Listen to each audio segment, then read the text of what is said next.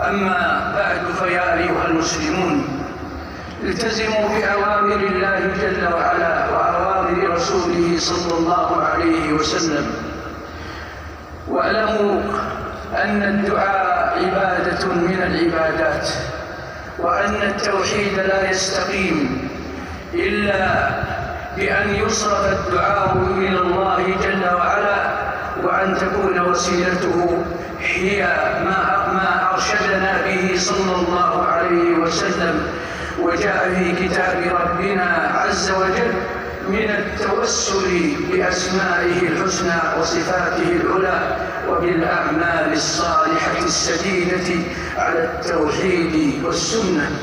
والله جل وعلا قريب من عباده، فقد جاء في الحديث الصحيح أن النبي صلى الله عليه وسلم قال: ينزل ربنا في الثلث الأخير من الليل فيقول: من يدعوني فأستجيب له، من يستغفرني فأغفر له، من يسألني فأعطيه.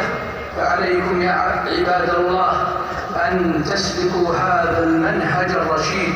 ثم إن من أفضل الأعمال الإكثار من الصلاة والسلام على النبي صلى الله عليه وسلم. اللهم صل وسلم وبارك على عبدك ورسولك نبينا محمد. اللهم ارض عن الخلفاء الراشدين والأئمة المهديين. اللهم ارض عن الصحابة أجمعين وعن الآل ومن تبعهم بإحسان إلى يوم الدين. اللهم اغفر للمسلمين والمسلمات والمؤمنين والمؤمنات الأحياء منهم والأموات. اللهم احفظ علينا ديننا، اللهم احفظ علينا توحيدنا، اللهم وفقنا لسنة نبيك محمد صلى الله عليه وسلم.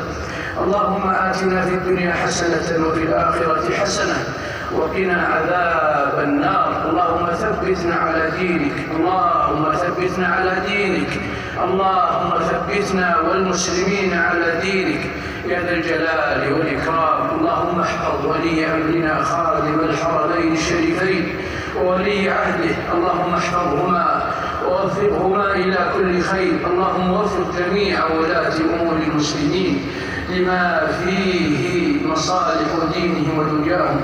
اللهم أنت الغني ونحن الفقراء، اللهم أغثنا وأغث المسلمين، اللهم أغثنا وأغث المسلمين، اللهم أغثنا وأغث المسلمين.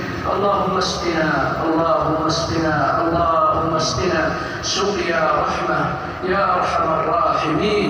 اللهم تفضل علينا بفضلك العظيم، اللهم تفضل علينا بفضلك العظيم، اللهم تفضل علينا بفضلك العظيم. اللهم بالعباد من الدعواء ما لا نشكوه إلا إليك. اللهم فأغث ديار المسلمين، اللهم أغث ديار المسلمين بالغيث النافع يا ذا الجلال والإكرام.